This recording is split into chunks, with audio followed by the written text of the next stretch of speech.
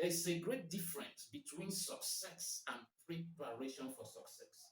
A lot of what people have celebrated in life is a preparation for success, not success in itself. And we have to know this. For instance, you are in business, you just acquired a new office. That is not success, that is only a preparation for success. Maybe you are a student, you're a young person, you just graduated from the higher institution. That is not success, it's a preparation for success. Success is not in the acquisition, success is in the application. So you got that new office for your business, and then your profits in business doesn't increase. Then what success are we talking about? You see, some people get married and they'll be like, oh, I've succeeded. No, it's only a preparation for success. You could fail at the end of the day. That's why marriages that fail don't fail at the spot the wedding is holding. Is much later.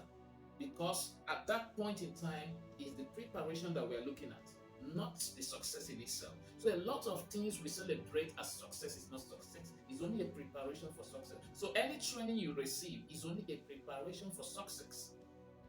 An apprentice that has been trained on a skill or on a line of business has acquired some skill necessary for success. But that doesn't mean you've succeeded, and that doesn't mean you must succeed. Okay? So it's in the application that we find success, not in the acquisition.